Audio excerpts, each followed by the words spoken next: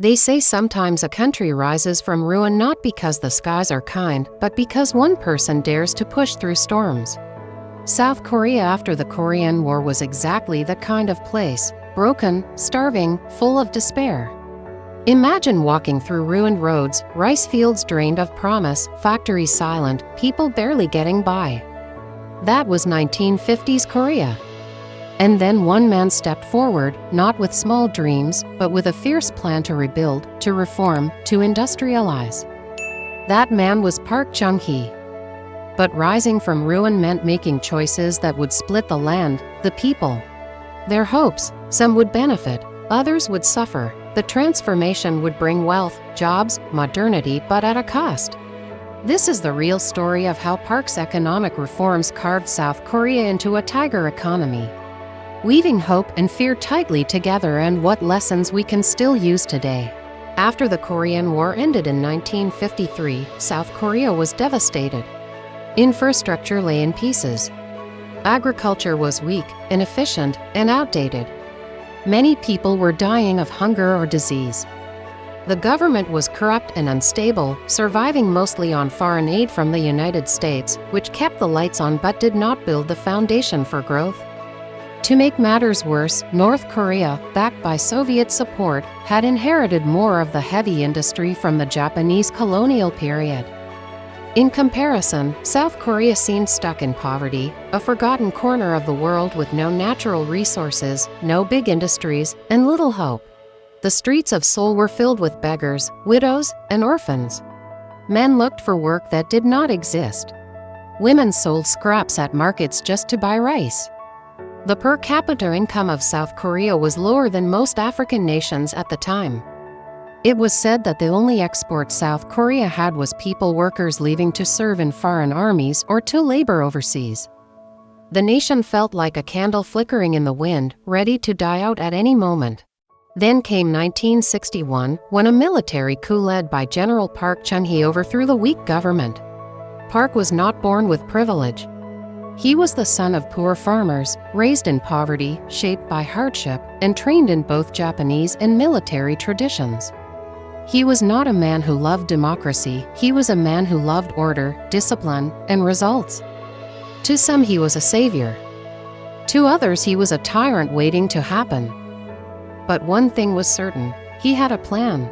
Park's philosophy was simple but radical. He believed piecemeal fixes would not work. The country needed structure, direction, and above all, results. He launched the first 5-year economic development plan in 1962. The idea was to stop depending on foreign aid and to make South Korea self-reliant. How? By building industries, boosting agriculture, and pushing exports. Instead of focusing only on what Koreans could consume locally, Park wanted the nation to compete globally. Factories had to produce goods the world wanted. Companies that exported more were rewarded with loans, subsidies, and government support. Those that failed faced penalties. It was a carrot-and-stick system that turned export into a national obsession. Park knew that in order to control the economy, he had to control the banks. He nationalized them, taking away power from private lenders and putting it in the hands of the state. This allowed his government to direct credit exactly where it was needed into industries, infrastructure, and companies chosen for national goals. Export became the holy grail of survival. If you succeeded abroad, you were a hero. If you failed, you were out. But an economy cannot thrive on exports alone.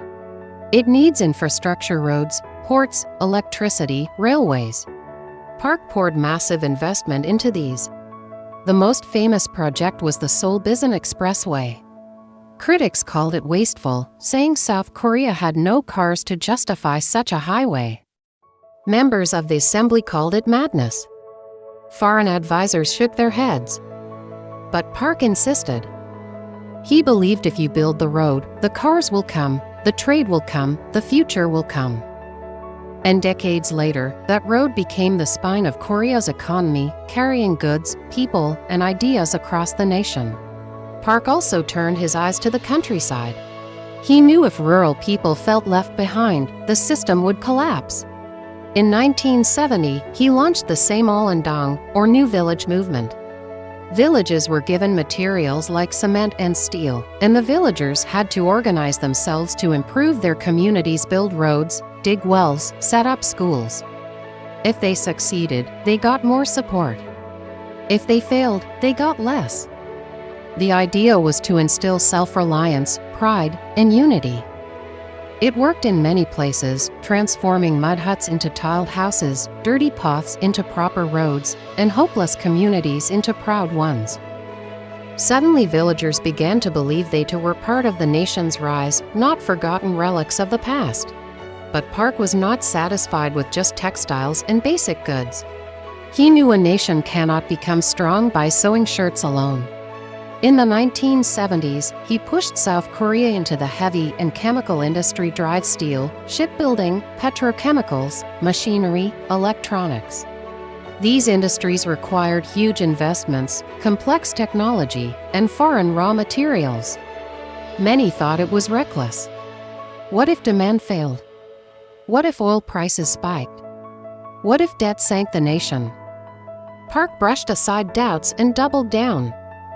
Soon, South Korea was building ships that rivaled Japan's, producing steel and pohang, and setting the stage for future giants like Samsung and Hyundai.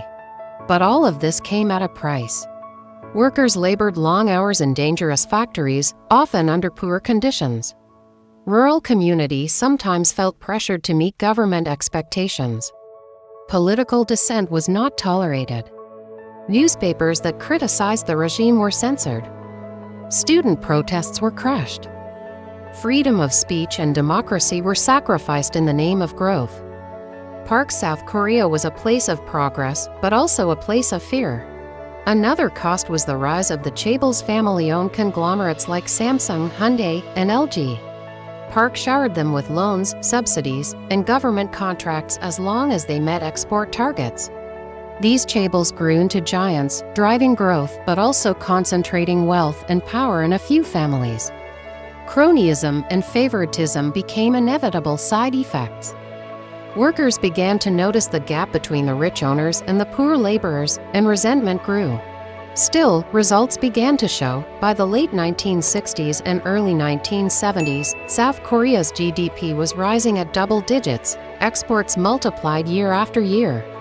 The world began to call it the miracle on the Han River, a country once dismissed as hopeless now.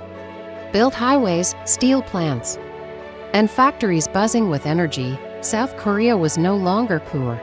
It was a rising star. Yet cracks appeared. In 1972, Park imposed the Yushin Constitution, granting himself sweeping powers, dissolving the legislature, and further silencing opposition.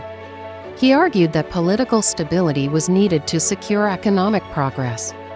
Many saw it as dictatorship.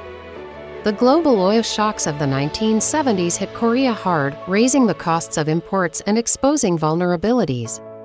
Workers and students began demanding not just jobs, but dignity and rights. Discontent grew. By the late 1970s, resentment against Park's authoritarian rule deepened. Students protested in the streets. Workers went on strikes. Intellectuals demanded reforms. The government responded with force, further inflaming anger. Finally, in October 1979, Park's own intelligence chief turned against him, assassinating him during a dinner meeting. His sudden death shocked the nation. For some, it was a relief, the end of a dictator. For others, it was uncertainty, the fear that stability would crumble. Yet the economic foundation Park had built remained, and it could not be erased by bullets. In the decades that followed, South Korea transitioned into democracy, but the industrial base, the infrastructure, and the export-driven mindset Park instilled continued to propel the nation. The chaebols he had nurtured became global giants, selling cars, ships, electronics, and steel across the world. Villages modernized. Roads and ports expanded. Education advanced. South Korea transformed into one of the richest and most technologically advanced countries on Earth. But the memory of Park's rule remained conflicted. To some, he was the savior who dragged Korea out of poverty. To others, he was the dictator who trampled on freedoms in the name of growth. The lessons of Park's reforms are complex but powerful. Bold leadership with vision can uplift a nation, but growth without democracy leaves scars. Discipline, planning, and investment in infrastructure can change the destiny of a country, but concentration of power creates risks of corruption and inequality. Trade and exports can drive success, but people will eventually demand not just wealth, but justice and rights. Park's story shows that economic miracles are possible, but they always come with costs. And so here's the takeaway for us today: leadership matters, vision matters, and bold reforms matter, but no nation should ever ignore the voices of its people. South Korea became a tiger not because of luck, but because discipline, planning, and hard work were forced into its veins. The question is, can we learn from both the success and the mistakes? If this story moved you, think about what parts of Park Chung-hee's strategy make sense for countries today and which parts would be harmful. Comment your thoughts. Do you believe the ends justified the means? Would you accept authoritarianism for rapid growth? Share this story with others who love history or economics so we can keep this discussion alive. And if you want more real stories that shape nations, don't forget to like, subscribe, and ring the bell. Because history isn't just about the past, it's about what we choose to learn for the future.